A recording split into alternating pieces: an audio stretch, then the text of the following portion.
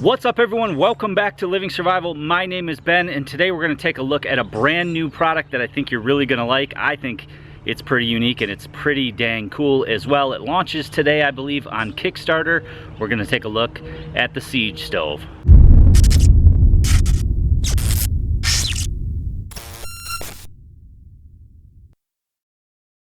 So this is truly one of the coolest products I've seen in a while. This is called the Siege Stove, and it's actually not a stove by itself, but a set of cross members, two sets of cross members, one for the top and one for the bottom of pretty much any size can, from your small soup cans all the way up to a paint can. So how this works is you basically have a top and bottom section of cross members here. The bottom sections have these fangs on it, which you can use to puncture a can, as well as this bullet punch in the center there that you can use to round out the holes and essentially make yourself a little hobo stove. And then the top is the same as well, just sits on the top of the stove. But again, the benefit to this is that it's lightweight. This is the titanium model. I believe it comes in a different configuration as well. This is going to be launched very soon on Kickstarter, and of course I'll have a link below on that. But you can see this pack's very flat. It'd be very easy to put in a pack, keep in a survival kit, for example, and you can turn any ordinary can into a stove. It's very lightweight. You could get a sleeve made for this, which is what I'll probably do, and then this is going down in one of my kits. So basically, again, you have the top and the bottom sections. The bottom sections are the ones with the fangs on them, and you would just assemble that by just connecting the slots here. That sets on the ground just like so, and then you have your top section, which would set on the top of your can. And then again, you can see these different alignments here. That is what is going to allow it to work with different size can, and it actually will also work with the IKEA. This is, I believe, just their utensil strainer. Lots of people use this as a hobo stove, so this will work perfectly. It's made to line up perfectly with this stove, so you can put that in the bottom holes there, and then of course you just set the top. You line up the top here, and the top will just snap right on as well. And just like that, you have yourself a hobo stove made out of these cross members. So if you don't happen to have one of these from IKEA, no big deal. You can use any ordinary soup can, and that's what we're gonna do today. So basically what you wanna do is you wanna take your fangs from your bottom section here, and essentially what you're going to do is you're going to poke holes all around the bottom and in the sides of the can. And to help me do that, I'm going to go ahead and use just this baton stick here. So I'm just going to go ahead and punch in some holes there. Very simple to do. Once you get the fang in there, what you can do is pull it out, use the bullet in the center to kind of twist it. Twist it both ways, and you can basically make yourself some nice holes there. You can use the fang section as well to round out these holes, and we can keep on going and keep puncturing holes down in this can. Round it out a little bit there.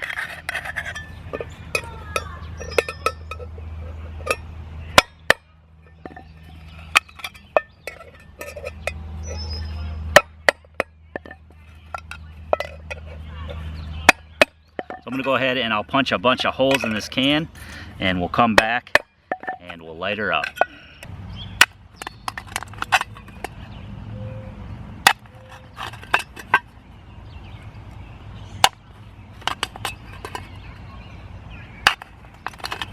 So I poked holes all around the perimeter and on the bottom, and you just want to give this a light tap just so it seats fairly well on the base there. Then we can take our top section here, and again, with those multiple spots on the top there, you can slip that right down on the top, and just like that, you have yourself a wood stove. You can also use, you know, larger cans like this coffee can. Now this one was pre-punched or pre-drilled, so you could use something like this and store your wood inside, and then you can also store the cross members itself. So you could get a can that works really well with the stove itself and with some extra fuel, and you could make yourself a small little sized hobo kit. So we're gonna go ahead and we're gonna fire this up, and we'll see how well it works.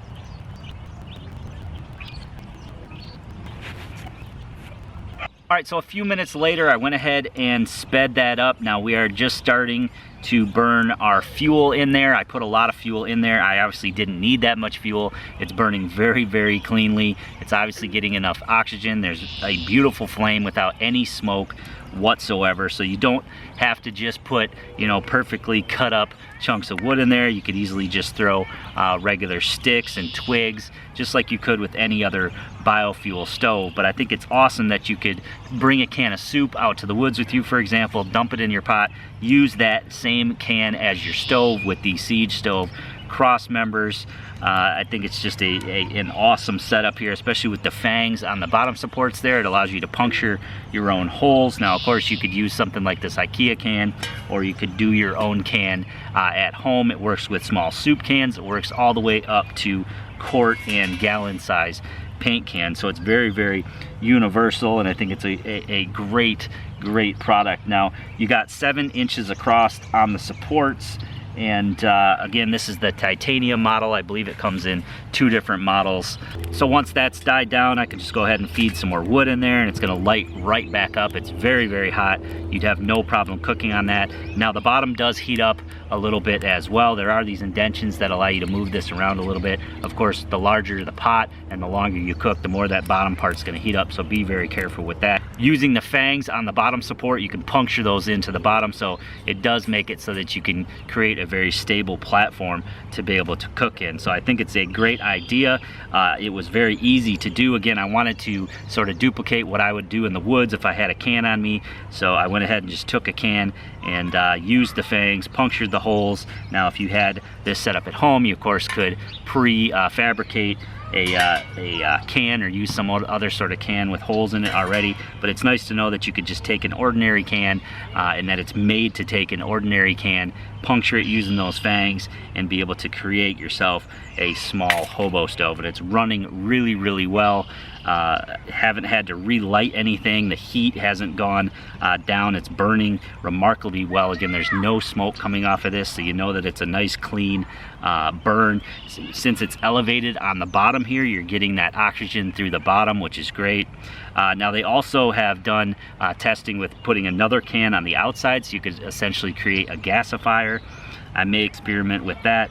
Again, I just think it's a very, very cool idea, a very cool setup, and a very cool thing to have as a part of one of your kits. So as I said in the beginning of the video, I believe this launches today on Kickstarter, and there's no doubt in my mind that it's going to be fully back. So if you want to get in on some of those early bird specials, there will be a link below in the description. As always, please leave me a comment below and let me know what you think of the Siege stove.